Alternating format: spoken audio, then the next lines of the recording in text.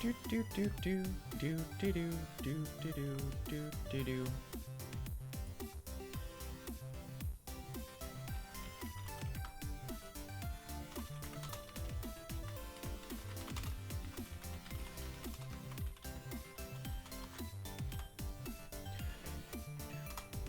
Let's go ahead and start advertising this tournament to the masses. Ladies and gentlemen, we are here and we are ready to watch Moth's entire history. It's pretty nuts. Actually insane. What a concept.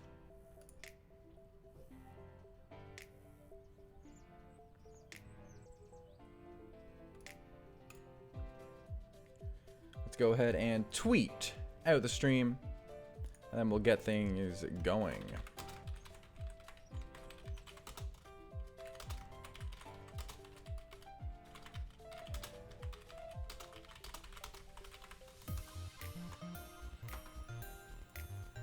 Bada bing, bada boom.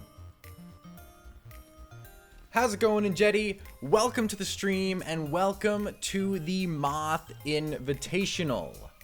This is a tournament that was basically completely set up and run by SofaCord, so I do want to give a big thanks to her.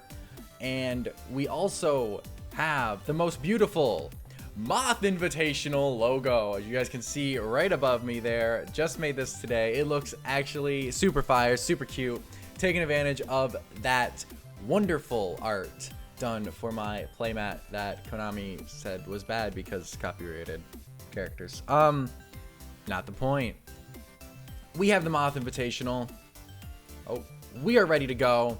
We're ready to get started, but I also just want to say, isn't it kind of funny that on the mark of 1,000 days of Moth, the Konami goes ahead, gives us erratas that basically make non-banless format Moth tier 0. I think it's kind of hilarious. Konami really likes Moth, apparently. Thanks, Konami. Anyway, without any further ado, we're going to begin the Moth Invitational stream. We have a feature match from all 5 rounds of Round Robin. They include Trials format. Let me actually bring this up. We have Trials format, Twisted format, Battle City format, Errata format, which includes the first Errata of Moth. And then we have GX box format, which is followed by a finals match of the top 2 competitors, where they go through a banning system and end up deciding who and what will be played.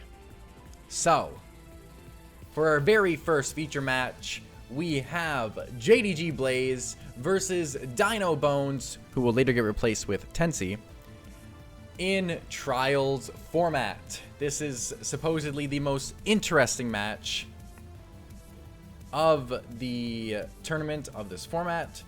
So without further ado, let us begin the Moth Invitationals. Also, MSD12, what a throwback. This is truly old Blaze.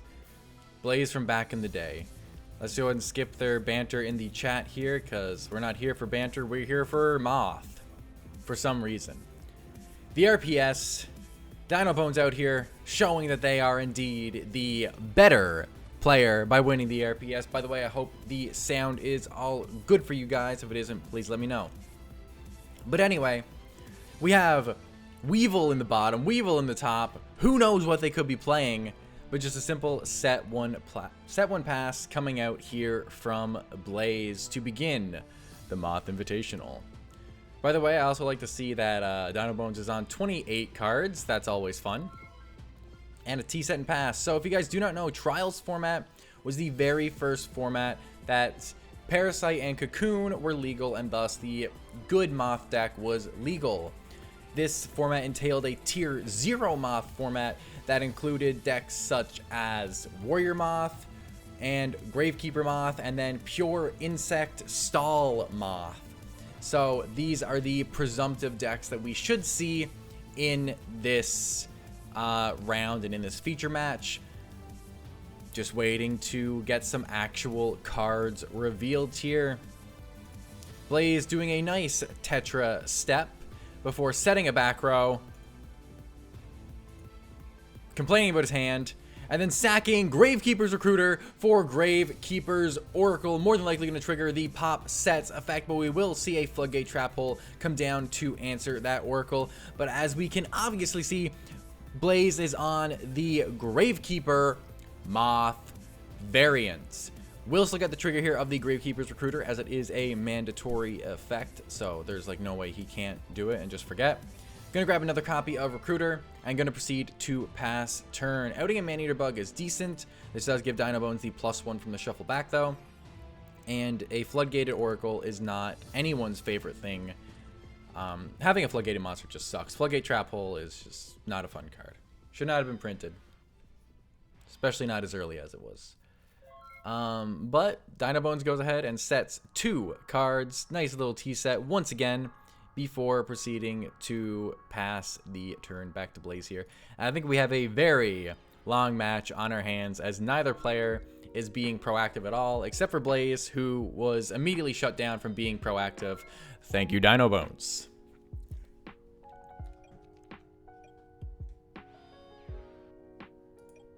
Nice, beautiful. Set. Just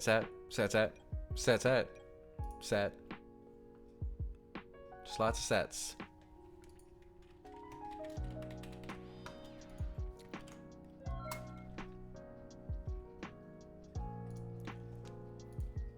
By the way, if you guys are enjoying the stream and you are enjoying the Moth Invitational, highly recommend hitting that follow button. Following is absolutely free, and I stream sometimes. I mean, this is actually my 3rd stream within the span of a week. That's pretty huge for me, pretty crazy, I know. I even uploaded a video today, Curse of Yugioh content coming back.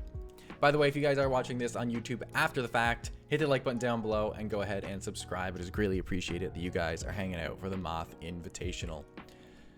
But man, this is just a lot of setting, a lot of passing. Dino Bones saying that they actually played this list in real life at YCS Vegas. Pretty cool, pretty cool. But this is not gameplay. This is really just pass. We're going to see an ambusher come down. Blaze finally doing something proactive. Will Dino Bones allow it? He will not. He will actually get a nice +1 and stop the attack off of this Forceful Checkpoint. I also just revealed the card in his hand. Not the point, though. Forceful Checkpoint was actually a very, very good card back in this format here. Being able to just rip a card out of your opponent's hand, negate the attack. This is going to set up a Parasite Fodder. Was able to rip the Parasite out of Blaze's hand and more than likely use up a portion of the skill. Speaking of portion of the skill, the first effect of this is used up as, well, Maneater Bug has been shuffled back from the graveyard here. Dino Bones actually can't be proactive, though. I lied, because zones are clogged. Blaze will go ahead and draw a additional card by using the second effect of Cocoon of Ultra Evolution. Shuffling back that Parasite Paranoid that was ripped by the Forceful Checkpoint. And drawing a card. Blaze calling out Dino Bones on being sneaky.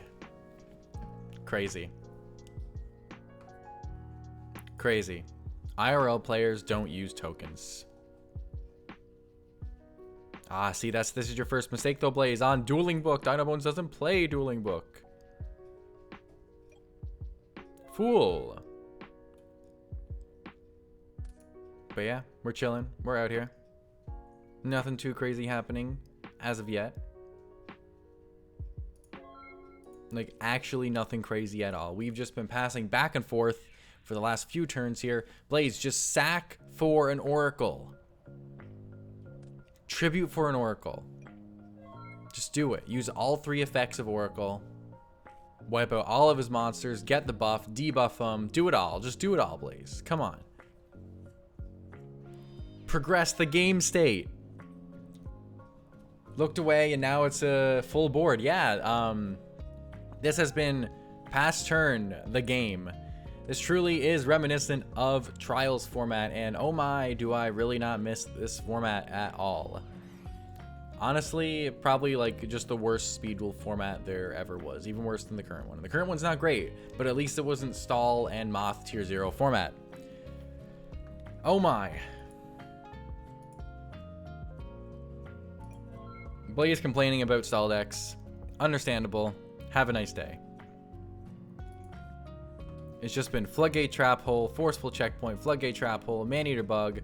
I feel like I'm, I don't know, playing like worse Yugi Kaiba format. Either way, we're going to flip up a Gravekeeper's Recruiter here. Going to try and get aggressive, swing into what is presumptively a insect. Yep, there it is.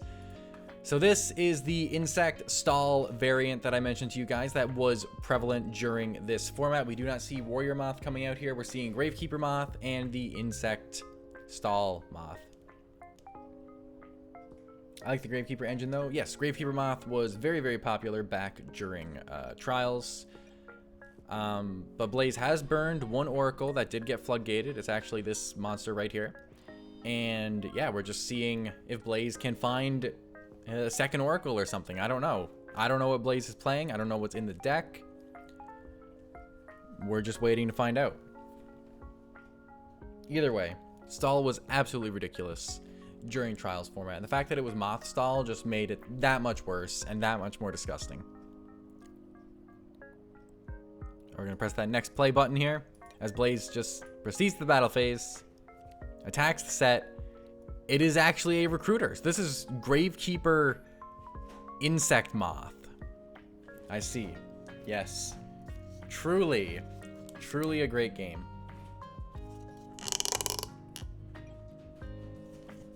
Pardon my coffee.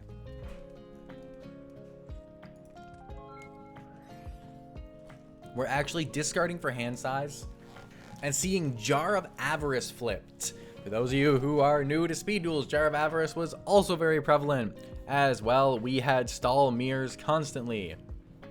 In my very first more competitive tournament in Speed Duels, I had to win. I did win. It was a 2.5 hour match, and it all came down to, did I snipe the one Jar of Avarice in the 3-card back row? I did manage to pull it off, and that's how I won. So yeah, 2.5 hours of my life down the drain in that match.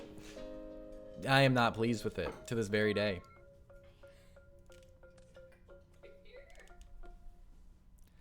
And yeah, that's what's up. That's what's happening. This is such a fun match. Truly exhilarating. I'm really glad that they decided this was the feature match for round 1. Really trying to keep my viewership up. Thank you, Sofacord, Blaze, and Dino Bones.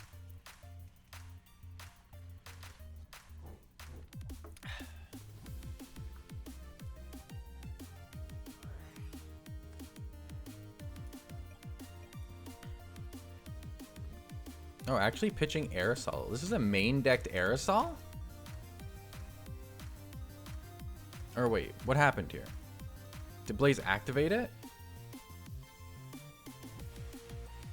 Yeah, what Dino Bones is saying. You can't just activate a card that has no effect that can resolve. Although, is there even a reason that Blaze...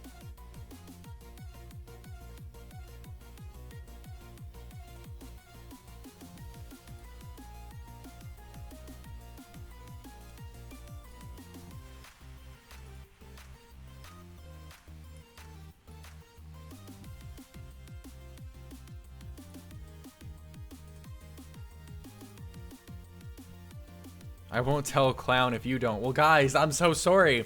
But if Clown watches the VOD, Blaze has just been caught cheating and will be added to the list. Again, welcome back to the list, Blaze. Happy to have you back for another round on the Lucas Clown Lord Cheaters list. We are going to see the Tribute Gravekeeper for the Oracle attempting to pop sets. No Floodgate Trapple. We do get to pop a Recruiter and a Gokipon here. This needs to show a battle. This card just needs to be sent to the graveyard. No Recruiter targets, though, from Dino Bones here. So, mandatory effect, but no targets in deck. We will not see anything resolve here. Blaze is progressing the game state, though. We do have 2 back row from Dino Bones. More than likely, a Forceful Checkpoint is sitting in there somewhere.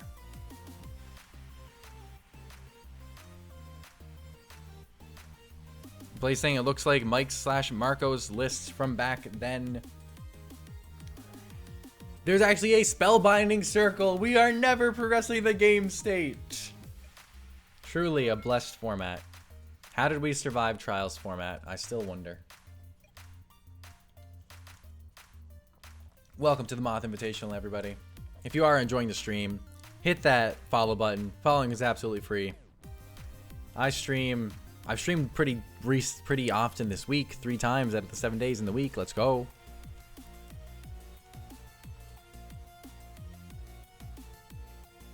Blaze throwing some banter.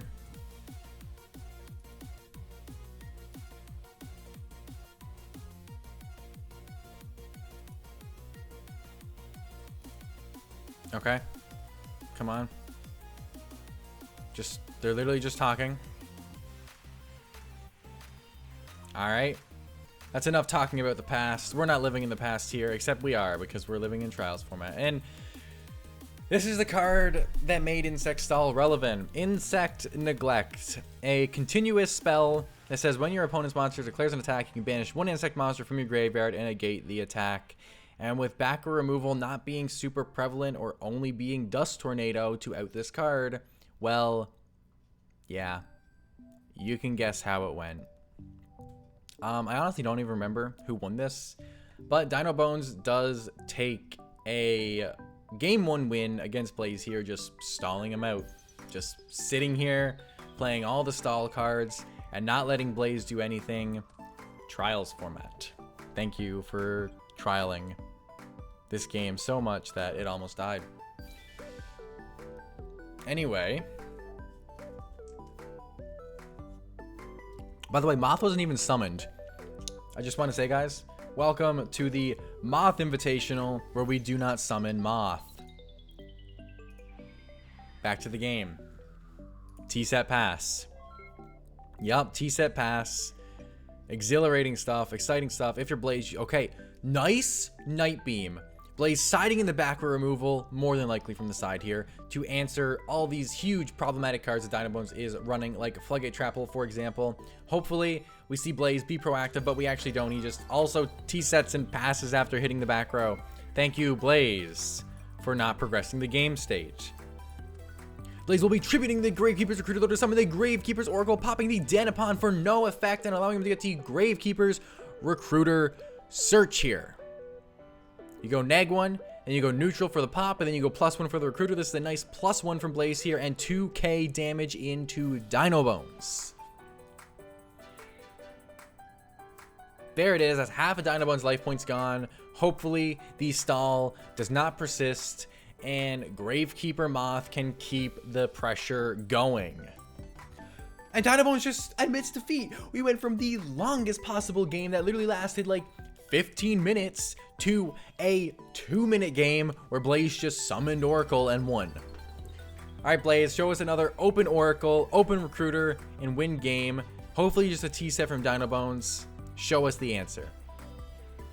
Oh yes, Blaze will be forced to go first this time though. Just going to go ahead and set 1 and pass. More than likely just a copy of Recruiter.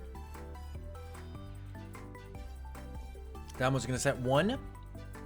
No, not set 1. Oh, no, still set 1, just a different one.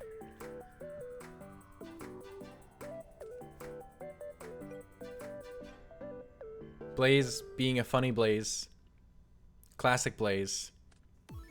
And there it is, the once again sack Recruiter, summon Oracle, go +1 overall. Once again hitting one of the pawns. Grabbing another copy of Oracle, always the right choice here because you can sack Oracle for Oracle and do the exact same thing again, even if Dino Bones sets a card. Sphere Creepo is legal in Trials format though. It came out all the way back from Attack from the Deep, or all the way back in Arena of Lost Souls. Pardon me. But we do not see it. We do not see it. I'm just going to hit him for 2k. That's half of Dino Bones' life points. He wants Blaze to know that he's drawn Jar all 3 games. And that's it. Okay, well, on that note, let's go ahead and check out Dino Bones' hands. We have a Jar of Avarice, a Gravekeeper's Recruiter, a Mask of Darkness, a Danapon, and a Gravekeeper's Recruiter. Yeah, that's a pretty garbage hand if you ask me. Blaze has a Night Beam, oh my god, double, no, that's Dust. So either way, Night Beam, Dust, Oracle. Okay, it doesn't want to show me what's in Blaze's hand. Fine then, be this way. And a Parasite. Okay, there we go. This is what they were sitting on. But Dynabone just had no way to win, with Blaze being able to go Oracle, search Oracle, and just do the exact same thing again. So Blaze does win a really quick game 2 and game 3 after the most painful game 1 we ever could have asked for, giving Blaze a round 1 win. And that is Trials format, ladies and gentlemen. We had Insect Moth versus Gravekeeper Moth, two of the oldest Moth variants in Speed Duels. But now we get to move on to when I really entered the game, Twisted format. After a very long hiatus from any Speed Duel products, we finally got Twisted Nightmares and Match the Millennium, with Twisted Nightmares being the more relevant of the two. This included cards like Nightmare Wheel, like Zoma the Spirit, and like Lava Golem, cards that to this day are absolutely absurd and have been put on the current FNL list that is like kind of an FNL list, but not official, so it's weird. Either way, we have Twisted format. We have Jack at the top here, Claudia at the bottom. Claudia, one of the most enthusiastic Moth players I've ever seen. Let us begin the match. Claudia losing the RPS though, obviously the inferior player here. And Jack actually being the new guy from GXbox format, showing himself to be a true Moth player. Thank you. Thank you very much, Ninjetti. It is a pretty interesting idea. I'm pretty pleased with it. I like it. Either way, we do see Claudia here more than likely on Warrior Moth. To give you guys a little bit of history on Twisted Nightmares format Moth, the two most prevalent variants were Warrior Moth and Dark Moth, as Allure of Darkness was introduced in this set, along with cards like that of, I'm just going to pause here, I'll talk to you guys about this in a second, along with cards like that of Dekoichi and Nudoria, which were very good darks to run in the Moth variant, allowed you to dig into your deck to find the combo, and it was essentially a variant of the deck that just focused solely on getting access to Parasite and parasiting your opponent as soon as possible. Warrior variant was basically used as a way to have an alternate win condition outside of exactly your Moth, but Dark Moth did see more success in the format. Right here, though, we do see Claudia activate Knock, which is not a legal card in this format, in this tournament. So, how do the players deal with this? Well, there's only one thing that you can do, is you have a discussion in chat, and you come to the unanimous decision that Knock is proxied as Petite Moth. So we welcome Petite Moth to the Moth Invitational, ladies and gentlemen. Allow us to continue. We know Claudia has a Petite Moth in hand here. And there's that Nudoria, so more than likely a Dark Moth variant coming up from Jack here. Gonna go ahead and pop that copy of Gearfried, the Iron Knight. Twisted format, Twisted Nightmares, more than Match the Millennium though. Definitely offered a lot of cool new relevant cards, although most of them were burn and now produce a huge issue for Speed Duels. Either way, we actually see no Moths, funny enough, in our round 1 feature, which kind of makes it a bit wrong that it was our round 1 feature, but whatever. We're going to see Claudia set 1, followed by, when does Erratas take place? Erratas will take place in round 4, which is after the Battle City format. Either way, we're going to see Claudia go ahead and normal summon Petite Moth. Come forth, Petite Moth. Attack his life points directly.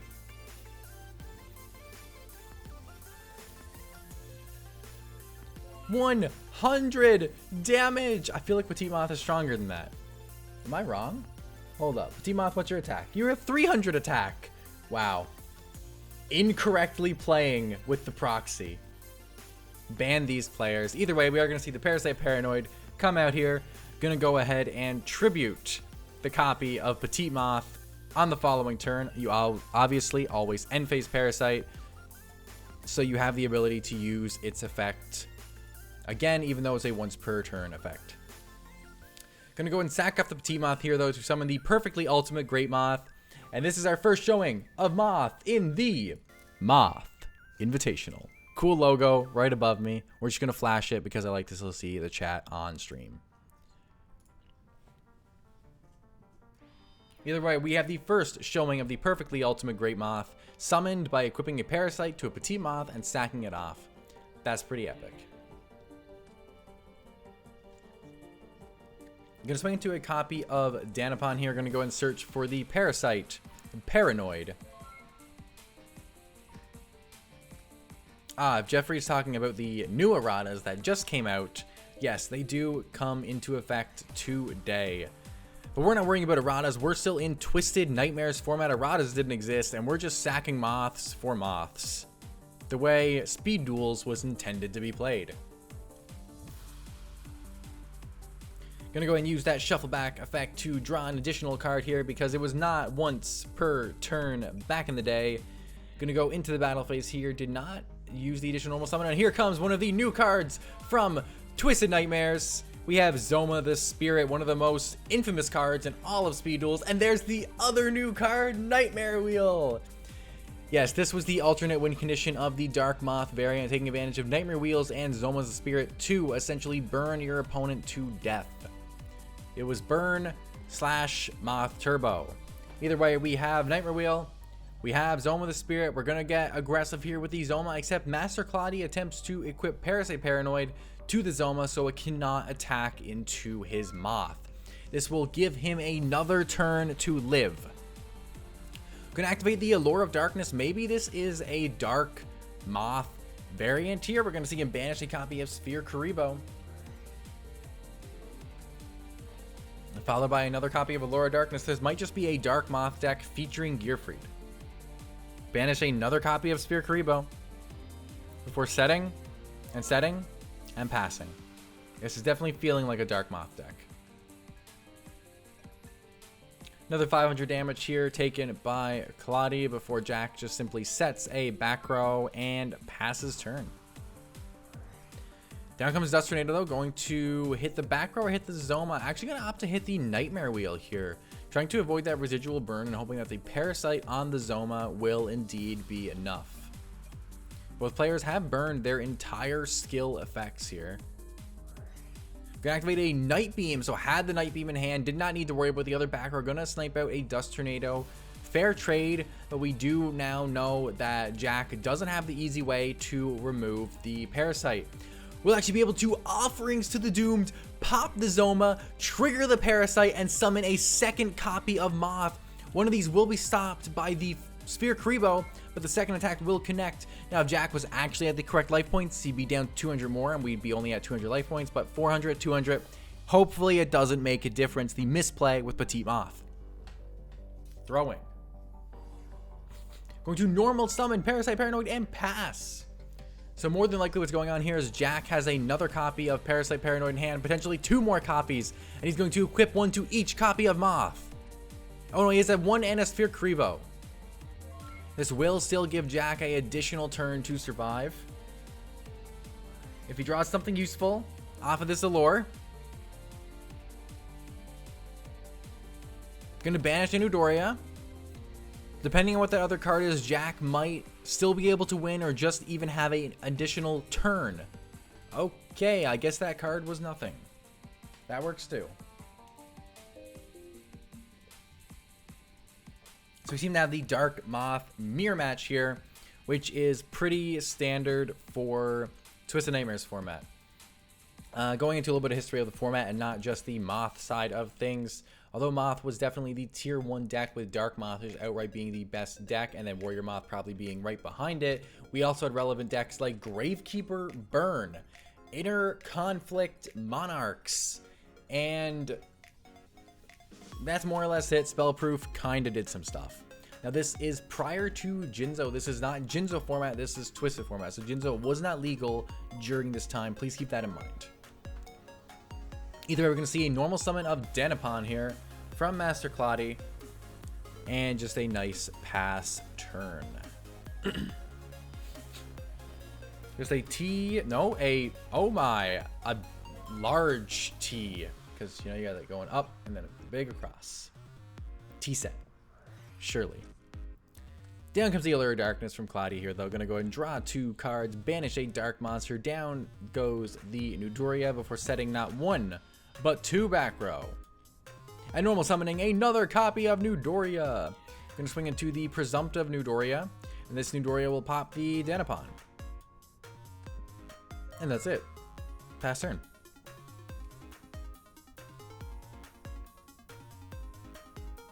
Nothing in the end phase here from Jack. So no Zomas, nothing like that.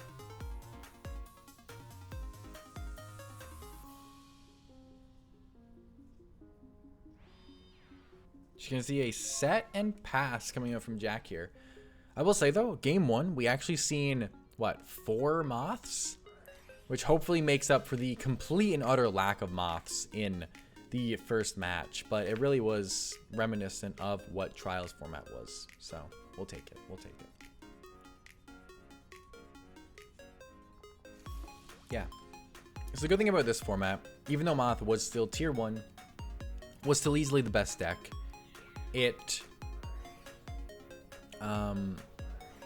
wasn't just completely outshining everything. Like, there was other decks that could compete, like I mentioned before, in Inner Conflict and Gravekeeper Burn. So we at least had a bit of diversity. You know what else we had? Blast Spheres. This was a interesting tech coming out from some of the community during this format here. Blast Sphere equips itself to a monster, and during Jack's next standby phase, will blow up the monster and deal burn damage. This obviously works very well in conjunction with Moth, because you only need to deal 500 damage, and then you can, well, start doing stuff. Along with that, Blast Sphere is a dark target for Allure of Darkness, which is very nice. Gonna make it to the standby phase. Claudie is thinking here potentially having an answer to this Blast Sphere, maybe a copy of Dust Tornado still in the back row. What kind of clown streams only Moth mirrors? I'm so sorry, Terramaster, but I'm very happy to inform you that the very first mirror match actually had no Moths at all. But you know what we do have? The beautiful Moth Invitational logo that was made today. It's gorgeous, but we like seeing the chat just a little bit more, so it's just hiding until I want to just display it. Either way, a nice Allure of Darkness coming down here from Claudie. Going to banish Sphere Kribo, normal summon the Danapon, and attack in for the big 600 damage. This does not seem relevant, except this will put him in range of a single direct attack from a Moth. Does he let it go through? Look at Terramaster showing off those clown emotes, subbing to twitch.tv/curseof, using that subscribe button, paying $5, but only giving me half of that money will give you guys access to all of my emotes. They're pretty cute. I paid money on them. Supporting me is greatly appreciated, but nowhere near mandatory. But following's free. Please do that. Either way, we do have the Nightmare Wheel, though, coming out for the Danapon, just trying to get some residual burn damage here on Claudie and keeping him out of that Moth range, which is very relevant.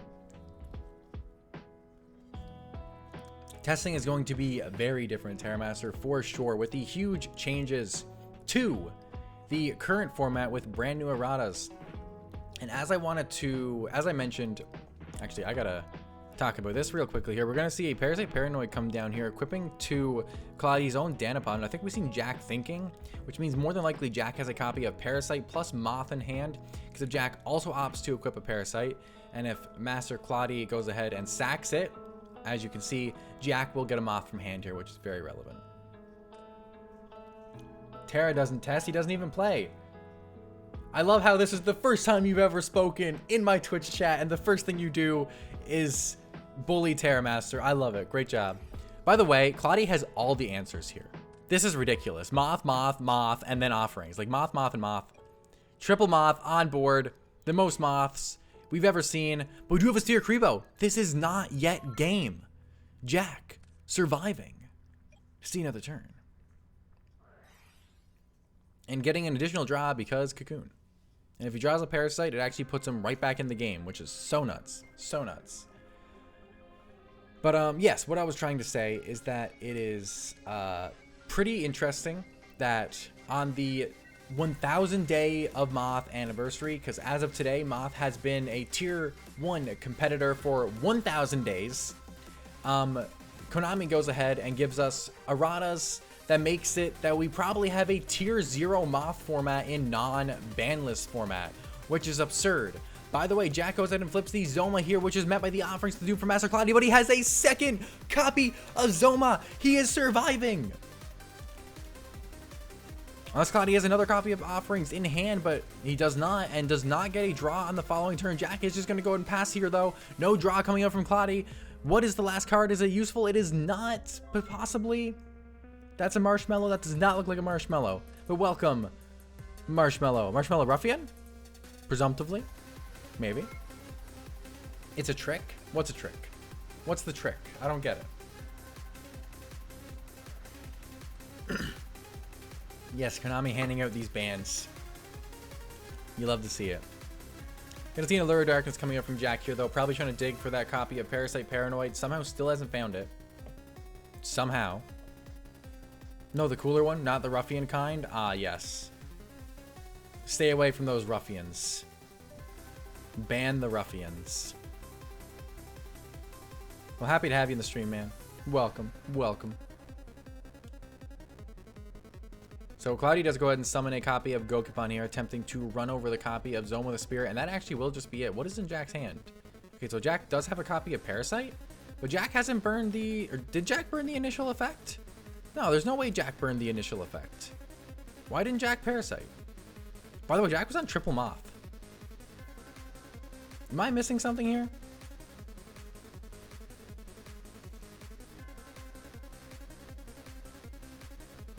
By the way, Cloudy was also on triple Moth. And Petite Moth. Surely Petite Moth. I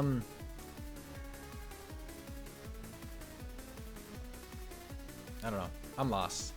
I don't know what went on here. This is truly a Dark Moth deck from the time, though. Minus the Decoichis, but you have Gap and stuff like that. Truly does feel reminiscent of what it was like back in the day. Well, Cloudy's deck is, well... looks like something Cloudy will put together. Either way, I don't know why Jack didn't Parasite. I don't think he burned the initial effect, but it's fine. We do have our round 2, our Twisted Nightmare format feature match finished here. Cloudy does take it by playing. That's it. That's it. Ladies and gentlemen, that concludes round 2 of the Moth Invitational. Allows to proceed to round 3. So, round 3 is Battle City box format. Battle City format. We have Jack in the top. Once again, we have Sofa Cord down in the bottom here. And yeah, so Battle City format has the meta of Inner Conflict, Moth, and Unions as the 3 standout decks. Curseof, you know we're cool and all, but I can't watch this for long. No, I get it. I get it. You're cool. It's chill. It's chill. Just leave it playing in the background, please. Thanks. But yeah, Battle City format introduced Unions as the only new contender. We still have the relevancy of Inner Conflict from the previous format, and Moth took on new iterations such as Moth OTK. Still the old Dark Moth, but with Breaker introduced as a huge new buff, and Stego Moth or something like that. Either way, we do have more than just Moth playable once again in this format. Moth is still easily a tier 1 contender. Oh, we also, I guess, have TP Warriors as another deck that is somewhat relevant here. I don't know if Moth is necessarily the best deck of this format. It definitely could be, for sure, but not 100% is. Either way, we have Jack here showing off the fact that they had recently won the Dueling Book Showdown and has their fancy sleeves and their fancy profile picture. You love to see it. There's that card I just spoke about, the Breaker the Magical Warrior, and there's Book of Moon. This is where Moth truly did start to adopt less of a archetype strategy and more of just Moth and every good card in the format. Prior to this, we've seen, like, you know, Dark Moth, we've seen Warrior Moth, Pure Insect Stall Moth, but here we truly do see Moth become closer to what it is today as just a Moth good stuff mashup. Once again, though, Breaker getting met with the quick Book of Moon from both players, and Breaker still plussing them by 1 because they did still lose the Book of Moon, but not being able to just hit anything.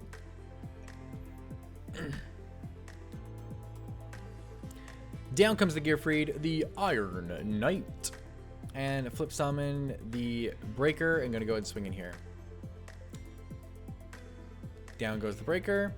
1800 direct will go through. And yeah.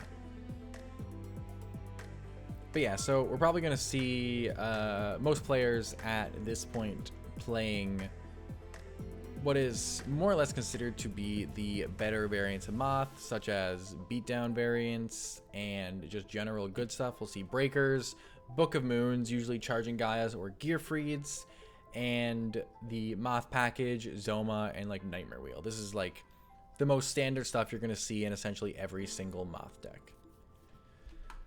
Either way, Jack is thinking here, but we're just going to go ahead and go. Oh no, he was just lagging. No Tetracep, just lag. Just Dueling Book. DB step. Understandable.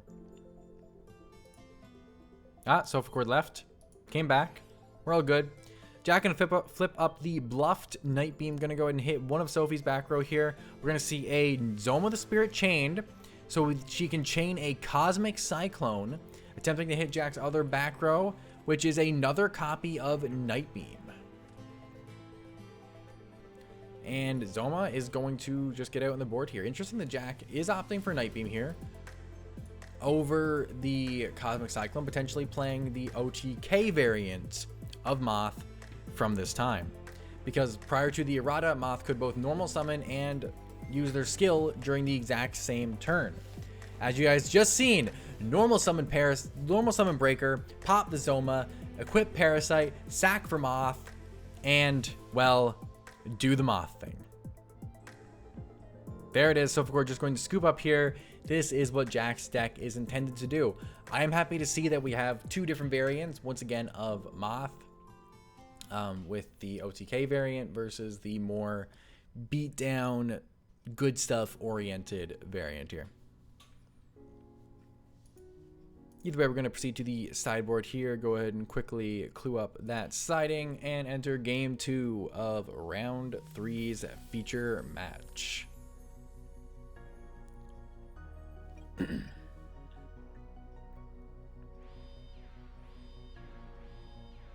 Just set, and pass coming out from Jack here. Usually the OTK variant only plays things like Cosmic Cyclone and like Night Beam and, of course, Book of Moon, because what doesn't play Book of Moon at this point in Speed Duel's history? So yeah. So Jackson, just like a really good situation here. Down comes the Breaker. Still has 2 back row. Hard to tell if their bluffs are actually live, but we can guarantee no Parasite, at least currently.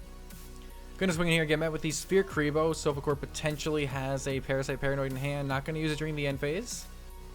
Might have drawn into it. Gonna start off with a Cosmic, understandable. Hit what is a bluff Night Beam once again. As I said, really hard to tell if Jack's back row is actually live. After hitting the bluff, going to go and attempt to equip the Parasite Paranoid. That's going to be met with a Cosmic Cyclone coming up from Jack here. Going to stop Sofacor's play. Not allow her to shuffle back. She will flip summon her Break of the Magical Warrior, though, and attempt to swing over Jack's. Because this is pre-skill erratas, cards like Floodgate Trapple and the like are not very popular during these formats, even though they were kind of popular during trials, even though they still didn't work on the skill summons. It's just we've seen a lot of stall variant Moth decks come out and play. Either way, we do get the Parasite Paranoid off the top here for Jack, but that will get met with a Cosmic Cyclone coming out here from Sofacord. What is Jack's final back row? Whatever it is, it was not a way to remove Sofacord's Cosmic, because if it was, we would have seen Jack just win that turn. Either way, we will get to find out what the back row is here as Sofacord summons a Breaker. We will actually not get to see what the back row is because Jack just scooped. Moving into a game 3 here. We don't care about the siding process. Let's get into it. Sofacord's going first. Jack's going second, as expected. let us begin.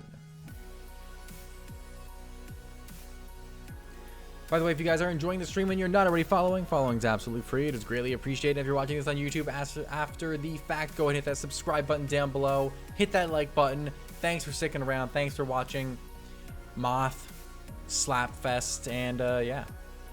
Either way, down comes the breaker. Gonna actually hit a copy of Zoma the Spirit. That is huge for Jack. Gonna set 2 back row here before swinging in for potentially 1600 damage. And this will go through, putting Sofa Cord in Moth range. Huge. Absolutely huge. Down comes the Gearfried the Iron Knight. It is bigger than Breaker now due to the lack of counter.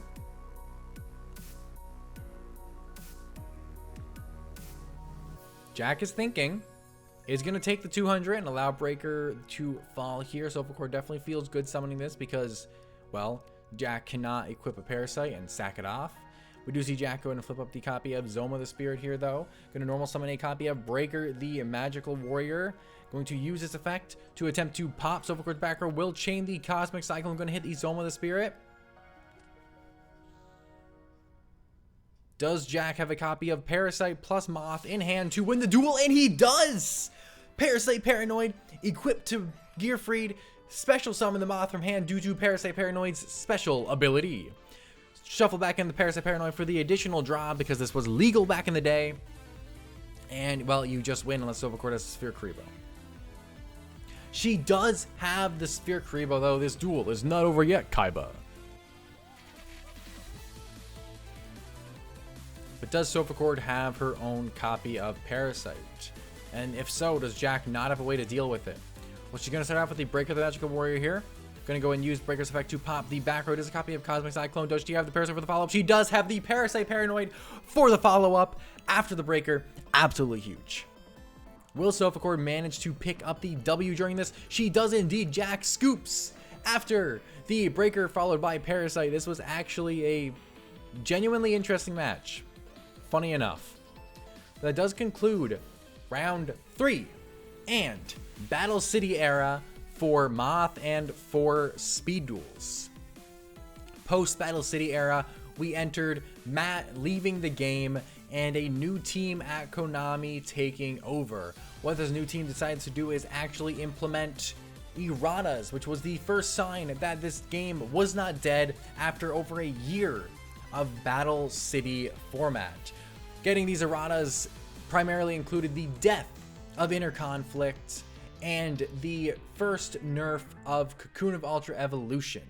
What this initial nerf did was essentially get rid of the ability to normal summon during the exact same turn that you parasited your opponent. This is obviously very, very relevant because, well, you can't go Breaker, pop back row, Parasite, and then just OTK your opponent. Definitely got rid of Moth OTK, but did not get rid of Moth by any means, as this was still easily the best deck of the format here.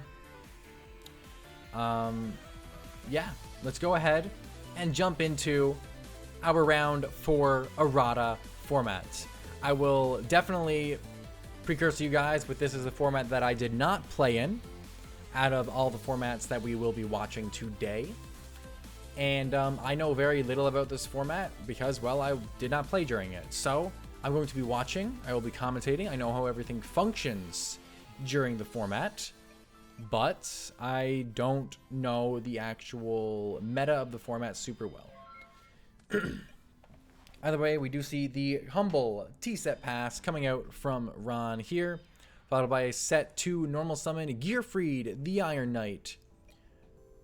And yeah, just go combat, swing in, attack the set monster, and down goes an Old Vindictive Magician. This will be able to trigger Old Vindictive's effect to pop the copy of Gearfried.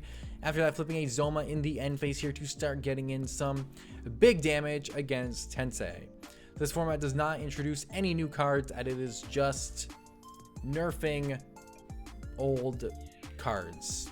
But it really reshaped the format and even reshaped how Moth played. So we included this one over including Jinzo format, where it really didn't change a lot for Moth. Either way, we do see Tensei come down with the Parasite Paranoid. It is actually optimal to do it during the main phase here, not your opponent's end phase, as they didn't set any back row. Going to be able to sack the Zone with the Spirit, summon the copy of Perfectly Ultimate Great Moth here, which is very, very huge. Going to enter the battle phase, swing over the set monster. It is a man-eater bug. I kind of figured it would be something of the like, and going to be able to pop the copy of Perfectly Ultimate Great Moth. We're going to see Ron use the secondary effect of Akuna Ultra Evolution to shuffle back the Man-Eater bug and to draw an additional card. Now, we did see Tensei use this effect, but I do believe, I could be incorrect here, in the initial Errata format, you were allowed to do both during the exact same turn. This was not yet removed. This did get removed later on, though, and I will just go ahead and confirm this for you guys. Either way, we do see Tensei actually shuffle back here now, going to shuffle back the Moth actually over the Parasite, potentially already having a copy of Parasite in hand. Maybe, who can say? Either way, going to normal summon the Gear for the Iron Knight, swing over a Breaker, the Magical Warrior, which we already knew was set face down, and yeah.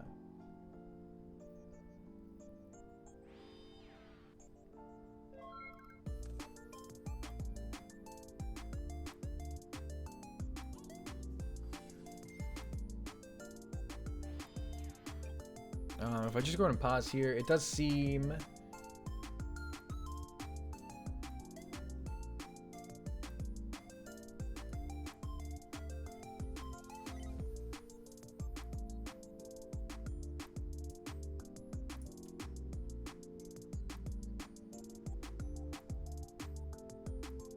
Yes, so if does stay in this post here, this means you can use both of the effects in one turn, so they are both legal to be used during the exact same turn. This does work during the Errata format. Just want to completely make sure I was giving you guys the correct information, because I do not want to misinform you during this event. Either way, just some classic swing over this, swing over that, pop this with Newdoria, equip Parasite Paranoid, flip Cosmic Cyclone, banish the Parasite, and if you're Ron, you just need to see another copy of Parasite to potentially just win the duel, unless Tensei has a book or another copy of Cosmic in the back row. And we're actually going to see a set 1 pass coming up from Ron here, followed by another Breaker from Tensei.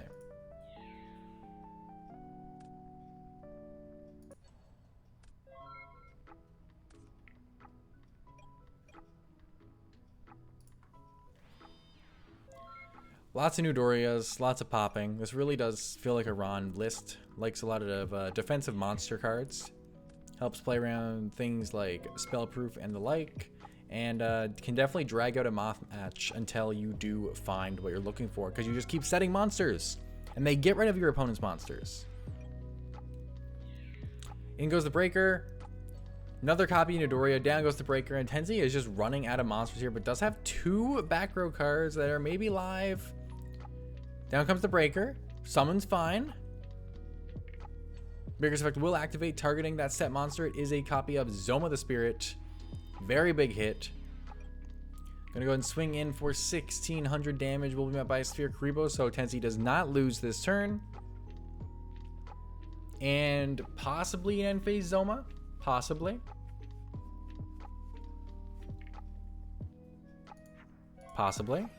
And end phase Cosmic actually going to bring him down to just 200 life points. Banishing a Cosmic Cyclone. That is definitely what you like to see if you're Tensei. Going to go ahead and set 1 back row and pass. Ron's going to flip up that Zoma the Spirit. This could just be game at this point, and it is indeed. We do see Tensei just go ahead and scoop it up.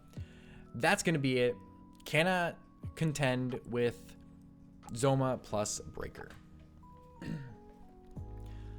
Something else that was included in the skill erratas was that you could indeed Floodgate Trap Hole your opponent's summon now at this point. Skill no longer had skill protection. This means you could not do a skill effect and then have your opponent not have a response window post resolution. Your opponents now received a response window. This made cards like Floodgate Trap Hole much stronger, Diffusion much stronger when going up against unions. Really completely reshaped the format, while all previous duels did not, or did include skill protection, sorry. So very big change around this time. We do see Breaker coming down though, being able to pop the copy of Zoma the Spirit. Very huge, very huge. Also, can this Capacha thing like go away? But I guess not. I guess it'll just be hanging up, covering a part of the cards. That's it. That's all you can do. Either way, seeing the classic monster lineup coming in from Ron here. Set new Doria. Lose it. Do see a Zoma in the end phase coming in from Tensei. Very, very powerful. Very, very powerful. Any normal summon, potentially not, to avoid the Parasite equip. Will actually normal summon. Down comes the Breaker. Gonna pop the back row. We'll see a Chained Cosmic Cyclone. Banishing the Zoma. Just gonna go to the battle phase here. Swing over the copy of Breaker the Magical Warrior. And that's it. Does Ron have... Ron has nothing. Ron has nothing? Impossible. That's... Okay, I don't know how Ron just had nothing. Was it double Moth? Had to be double Moth. Had to be double Moth. That felt like a double Moth response to me.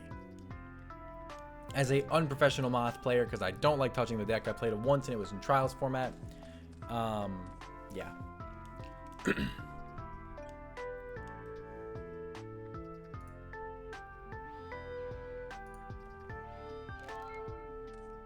Just a quick T-set coming out here from Tensei.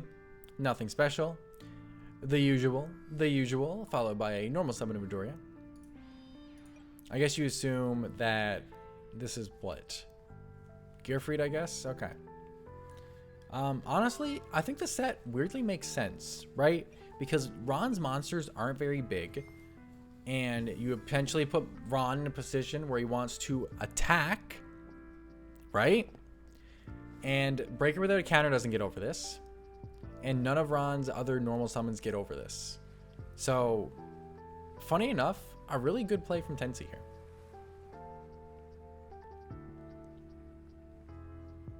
There we're going to see the attempted equip of Parasite Paranoid. Ron's actually going to opt to chain his own Parasite.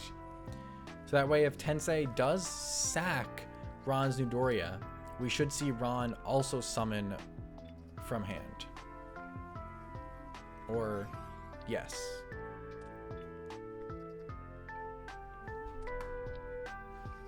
Down comes the Moth. Ron will get a Moth from hand. Even if Tensei has a Moth in hand, cannot trigger the Parasite because of the Errata to Cocoon that says you can't normal or special summon during the turn you use its effect. Gonna go ahead and go for the Crash here. Attack in with Gearfried the Iron Knight for 1800 damage. As long as Ron does allow this to go through, which he does. And this does put Ron within range of another Gearfried attack. Is able to flip the Zoma. If Zoma crashes here, we will see 1800 damage dealt to Tensei. We do get the shuffle back here off of Ron. Do we go for Moth or go for Parasite? Gonna opt to go for the Moth. Okay, okay. Potentially has another copy of Moth in hand.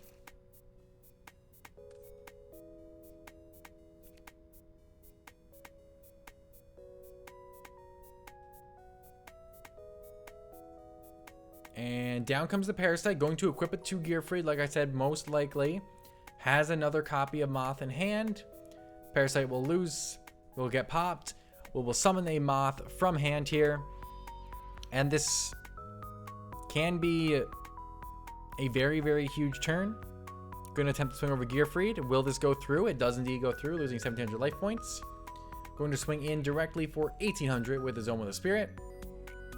And this puts Tensei on 500 life points without the primary effect of Cocoon live, but does have the shuffle back available to him, but does not shuffle back. Potentially a misplay from Tensei?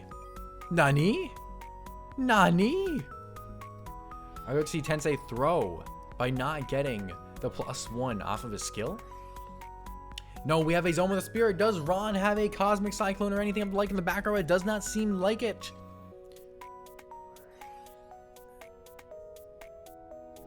Tensei gonna shuffle back now this turn, trying to make up for the misplay.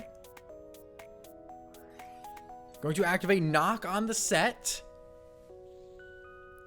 This will banish the old Vindictive Magician.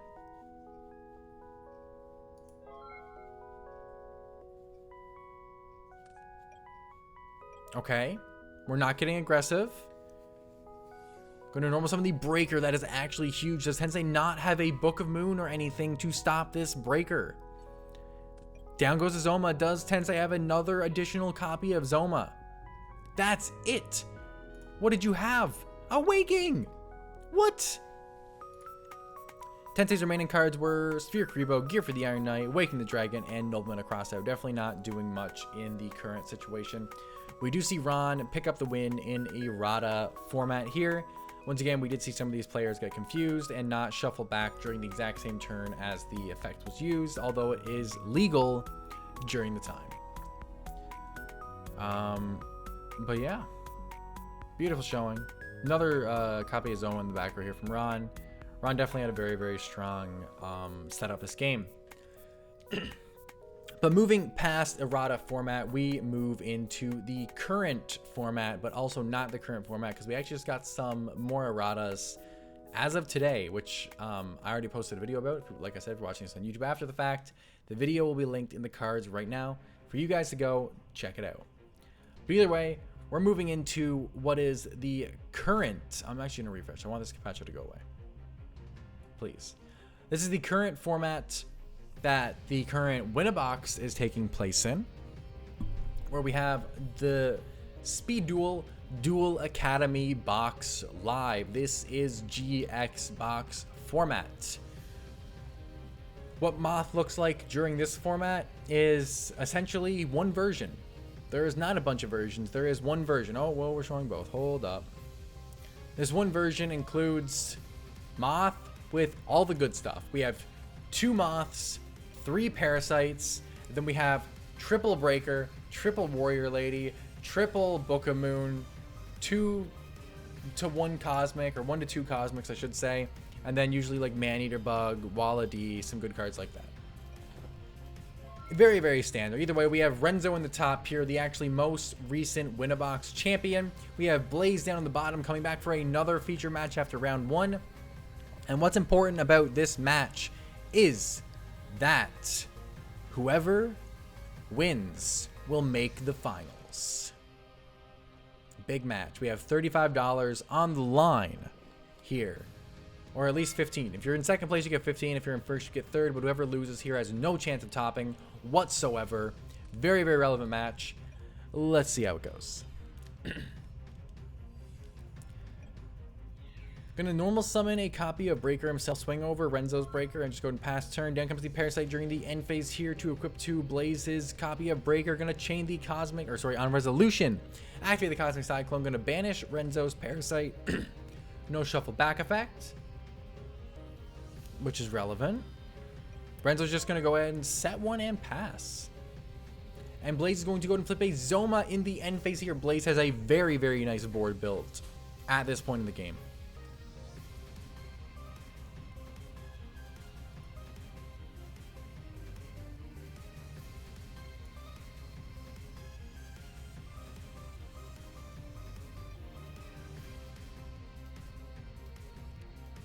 Gonna flip the set Maneater Bug.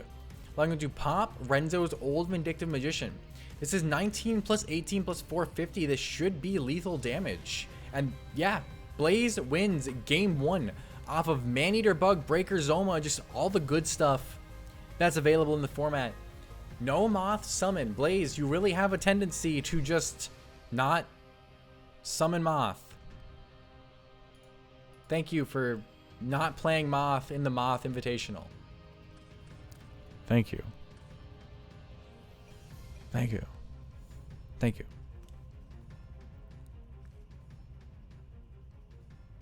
Either way, getting a nice little starting hand here. You love to see it. You love to see it.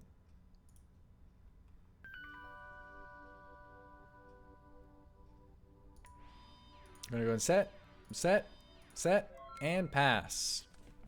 Very, very exhilarating start to the duel. Nobleman of Extermination. Who plays this garbage? Apparently Renzo does. Gonna be able to exterminate one of Blaze's back row here unless Blaze is able to chain it.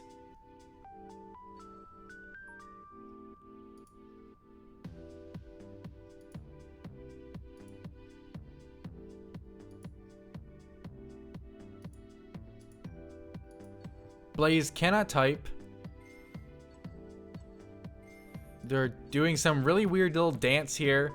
Blaze does have the Book of Moon banished by the copy of Normal and Extermination. Nothing is going to get sent from deck as it was in the trap card, but Blaze is still out a copy of Book. Extermination is very, very good if you have it in your opening hand while going second and you don't hit a Zoma. So, not very good, because in every other situation it sucks. I mean, you could also hit like Floodgate Trap Holes, Walls of D. Like, I do understand that it has more relevance, but it's just after that initial turn 1, it's so unlikely that it actually resolves. You actually hit the correct card, so not a good card. Don't recommend playing it, but Renzo does actually see some very, very nice value in Extermination here, but it could have also just been a Night Beam and done the exact same thing. Either way, we're going to flip up the Old Vindictive Magician target Blaze's set, which is a copy of Newdoria. Zoma gets spun to attack. We're going to go battle phase here.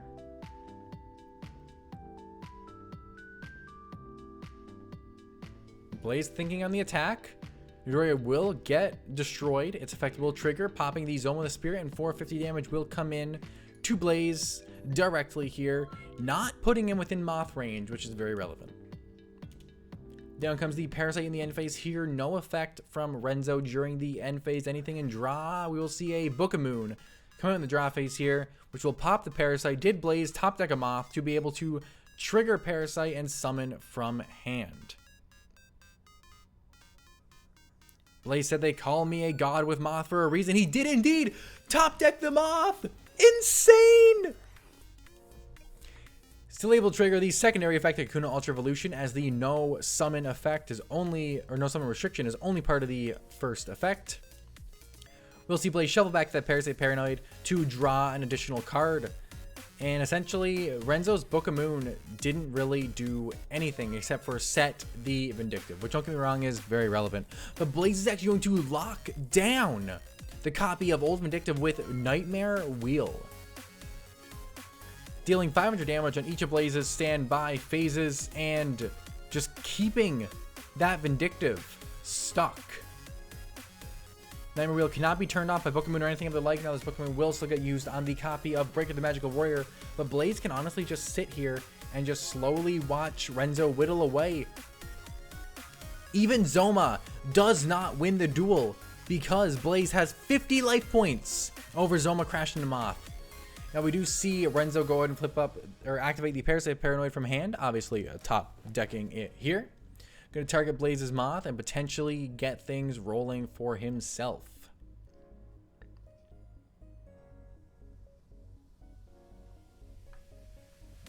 Talking about Cosmic, Blaze is going to go ahead and let this go through. Going to sack off the Moth. Summon the Moth from deck. Spin the Zoma. Attempt to go Zoma over Breaker. We'll see a Cosmic Cyclone come out and actually answer the Zoma here. Interesting.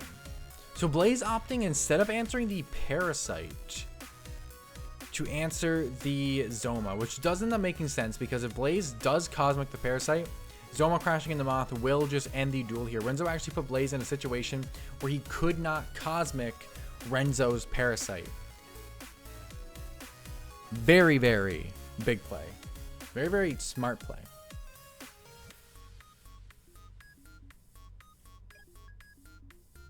We're talking about top decking. Nightmare Wheel will still trigger, dealing 500 damage to Renzo, bringing him down to 3,000 life points. I think at this point, Blaze is up a game, correct? Yes, Blaze is up a game right now. This could be a 2-0 win if Blaze does get a good top deck here. And we'll just see him set a monster and pass. This could be good. This could be bad. We do not know. Renzo shuffling back the copy of Parasite Paranoid to draw an additional card.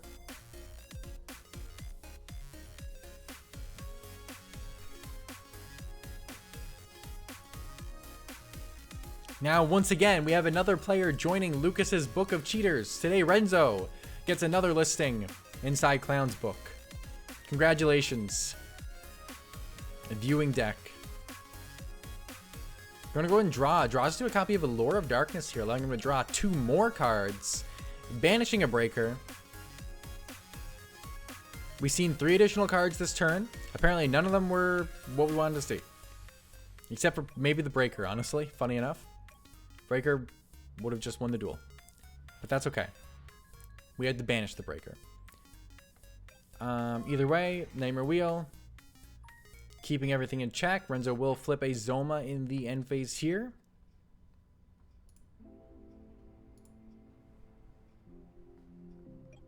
Renzo asking any last words before activating the Nobleman of Extermination.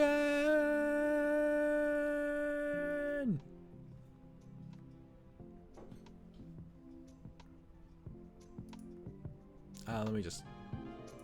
Alright, it was a Zoma the Spirit. Which would have gave Blaze one more turn, but we don't know what was on top of his deck or if it would have mattered. Either way, we proceed into game 3 here. Both players are 1-1. This is deciding who will make it into the finals, have a guaranteed $15 and have a chance at 35. Yeah, 35. Either way, let us just move past this whole sideboarding phase. We don't care about that. And let's begin. Game 3. Funny enough, we haven't seen any DD Warrior Ladies yet. Have we seen any GX era cards in general? I feel like we haven't seen any GX era cards during GX format. Guys, play new cards. We're trying to go through all the formats of Moth. You're just playing last format. We don't want 2 showings of last format. Did Renzo just activate a lore and do nothing? He did. This will allow Blaze to normal summon Break the Magical Warrior and attack him for 1900 damage, putting him within Moth range. Do we see an end phase Parasite come out here from Renzo? We better. No end phase Parasite. No standby or main phase Parasite. Normal Breaker. Welcome to the stream, Moose. Or Moose? Moose? Yeah, I'm thinking it's Moose. Welcome to the stream, Moose. How's it going? This is a dueling book. This is what most of the community currently uses as the simulator for speed duels. And yeah, it's just a website. You don't need to download anything. So very, very easy to use. Did we just see Renzo? Okay, so we're going to see Renzo flip up or use Breaker's effect, pop Blaze's Cosmic, then activate Creature Swap to attempt to take the bigger Breaker and give him the smaller Breaker and have another counter. Blaze uses Parasite on Renzo's Zoma. Renzo chains Parasite, also equips it to his Zoma, hoping Blaze will sack his Zoma, then his Parasite will pop and he'll be able to trigger his Parasite in grave to summon a Moth from hand. Plus Renzo's a back row. Oh my. A lot just happened. Like a lot just happened. And we still haven't seen any new cards from GX format. Guys, what's going on here? What is going on here? Okay. Tetra Step coming out from Blaze.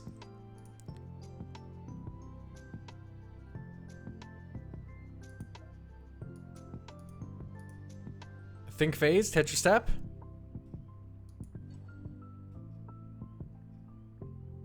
We're going to use Breaker's effect to pop Renzo's Parasite. Renzo will trigger Parasite.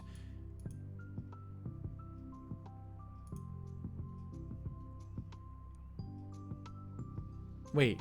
Renzo will not trigger Parasite. It was fake. It was fake. There is no Moth in hand. There's nothing he can do.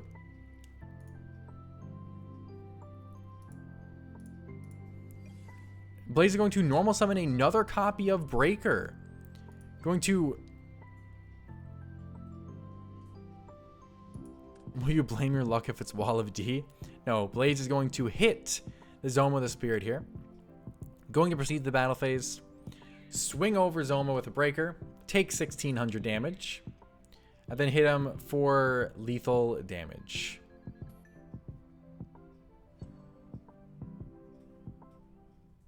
Renzo just wants this game to be in the correct game state when he loses. And that is it. Apprentice Magician in hand, another copy of Parasite in Blaze's hand, and that's it. Ladies and gentlemen, Blaze does manage to win the final round robin round, guaranteeing that Blaze will continue to finals. This was the worst GX box format I've ever seen. There is no GX cards here. Where's DD Warrior Lady? Where's Wall of D? Literally, all we did was mention a GX box card. We never played one. We just spoke of it in the chat. You love to see it. You love to see it. But allow us to proceed to the finals of the Moth Invitational.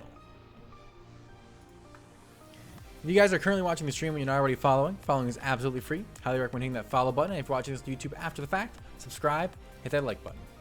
Allow us to proceed to the finals. We have Ron in the top, Blaze in the bottom. We've seen them both play before, but they're on completely different decks. Before we get into the match, though, let's explain how the finals works. So, the way things were laid out is that we had both players do a banning system, where we had one player ban a format, then the next player ban a format, and essentially just keep going back and forth banning formats until they ended on a format that they both would play. So, I honestly don't even know what format was the format that they ended up picking, but we're going to essentially guess together. We're going to play and guess what format was the voted for format. And that's what's up. That's what's happening. Let's get into it. Blaze will be going first. Ron will be going second. And we have our judge in the watchers area here, making sure that all rulings are done correctly, as this is the finals. Which I don't think I've seen any incorrect rulings thus far in the features, so that's really, really nice. Just one cheat from Claudia, but it was circumvented by saying it was Petite Moth, so you love to see it. The way we see Grave Keepers coming out from Blaze here, this seems like it might be another rendition of Trials format. This is pre-Errata Moth. This is Moth that can use everything and still summon. Going to see an End-Phase Parasite Paranoid come out from Ron. Blaze does not have anything, but we'll be thinking during Ron's draw phase. Going to see a Dust Tornado come in here, targeting Ron's Parasite. Will a Parasite be triggering in the grave? It will indeed be triggering. Special summoning a Moth from hand. Standby main. Cocoon's effect. Shuffle back the Parasite Paranoid to draw an additional card. And possibly Parasite for game? No? Okay. Gonna swing over the Gravekeeper's Ambusher. Huge damage. Ambusher down. And Blaze is very, very low on resources at this point in the game. But a top deck Parasite can just completely turn it around, especially if Blaze has another normal summon available. Down comes the Parasite Paranoid. Going to sack off Renzo's Moth. And get an additional draw, because this is pre-Errata. Parasite Paranoid in. Shuffle. Draw additional card. No monster. Just attack for 35. Activate Right Up Spirit. There is a monster. It is Gravekeeper's Ambusher. Fool. Lethal. Well, very, very fast game one here. Proceeding into game two. Blaze once again going first, as he did win. And we're going to see what happens in game two of the finals. Will this be the swiftest 2-0 for Blaze, or will Ron be able to turn it around? Just set everything and pass your turn. Coming out from Blaze here. Beautiful start. Wonderful start. You love to see it. You love to see it. Ron starting off with a copy of Nightbeam, going to pop a Kunai with Chain. You can tell this is an old format. This is definitely Trials. There's no way this is anything but Trials. Just pass turn. Nice. Nothing from Blaze here. Just Nightbeam pass from Ron. Ron's going to pass again. Blaze going to Tetra Step. Set another monster and pass. Ron's going to pass. Blaze is going to flip up both of his Gravekeeper's monsters. What is this? A set Ambusher from like turn 1. Crazy. Gonna swing in for 12. Swing in for 17. So put Ron in range of any of Blaze's monsters. Proceed to the end phase. Blaze will pass. No end phase Parasite from Ron here. Will be a main phase Parasite coming down. Blaze will let this resolve, it seems. Yep. This is back during Trials format. We have skill protection. Nothing Blaze can do to stop this summon. Or stop the Parasite trigger to summon from hand. Double Moth. Now he can Floodgate the second one if it comes up. But no Floodgate in the second one. Use the secondary effect of Cocoon to shuffle back and draw an additional card. This is not something I miss at all.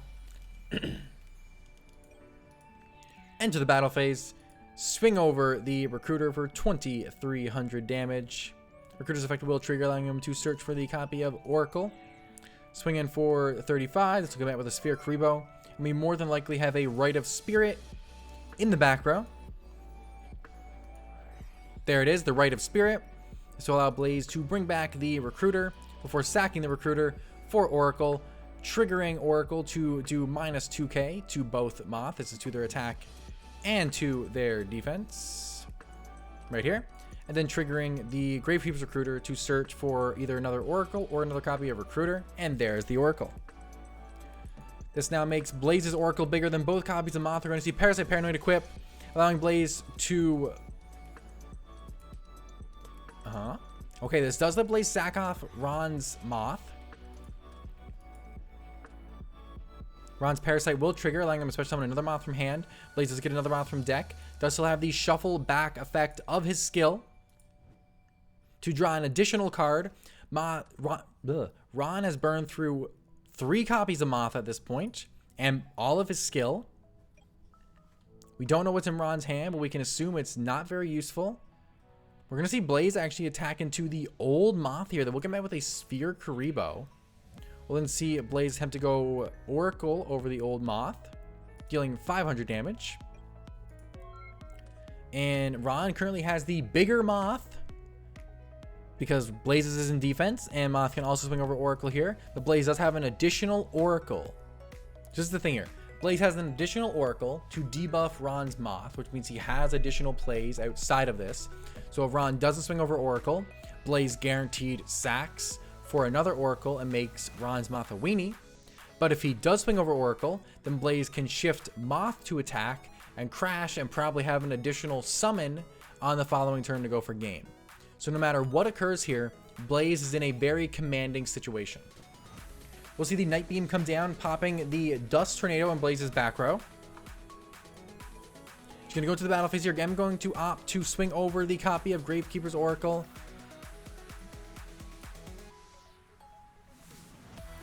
Okay, Blaze was assuming that Ron was going to hit the Moth and went to Parasite. But Ron is hitting the Oracle here.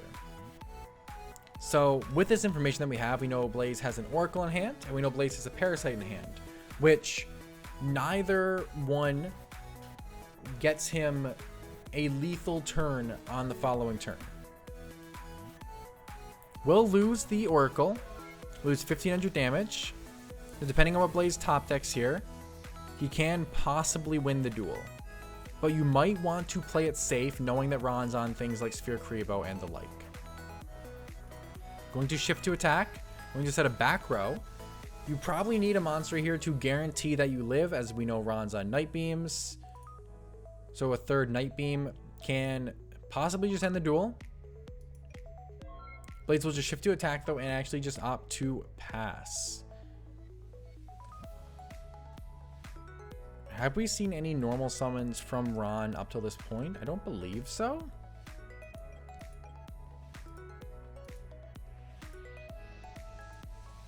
Ron viewing Blaze's public extra deck.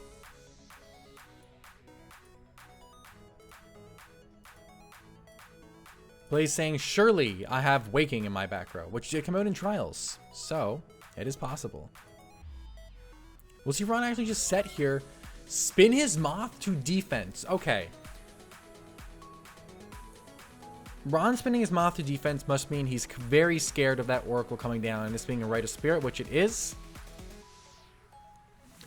Blaze going to revive the Oracle here. not revive a recruiter for some reason, and then sack for Oracle. We're gonna go combat. Moth over Moth, unless we get met with a Sphere Karibo here.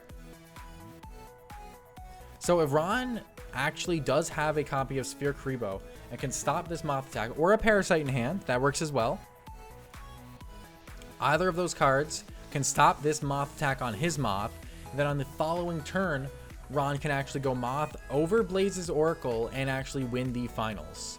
Down comes the Parasite, going to attempt to stop the Moth on Moth violence.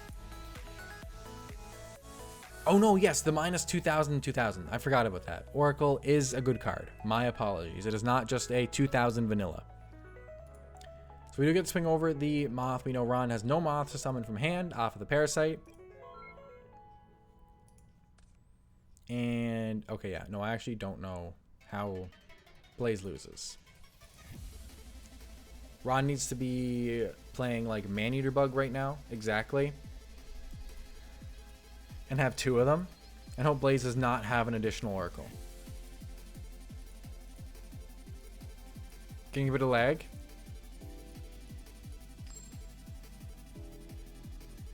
Blaze flipped a coin. Okay, we do have one Maneater Bug.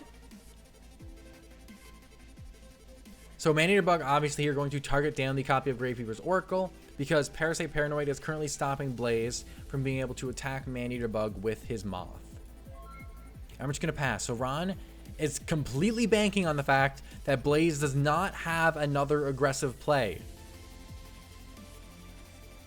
But there is indeed an aggressive play, and it is more than lethal damage. Does Ron have a Sphere Karibo, or is this it?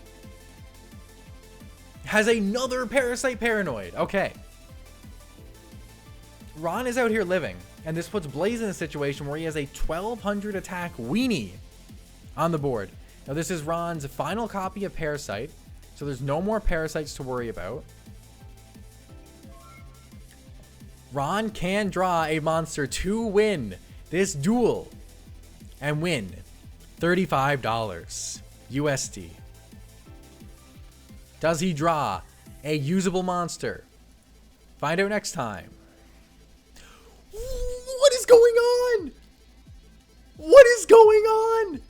Ron activates Black Illusion Ritual using Sphere Karibo to summon Relinquished, sucking Blaze's Moth. What just happened? The Blaze is definitely going to trigger Parasite from hand. Yeah, Parasite from hand will target the Relinquish, making it unable to target insect monsters.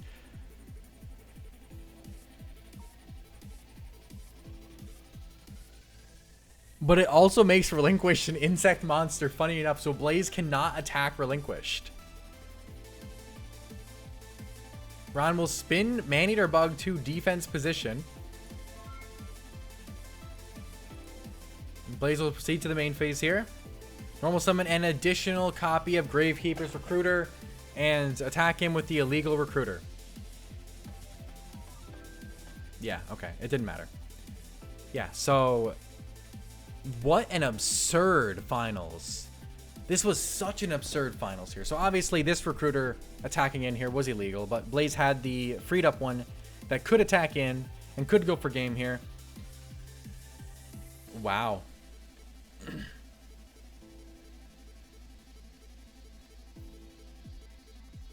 That was absurd. I was so not ready for Relinquish to come down and almost completely turn this game around.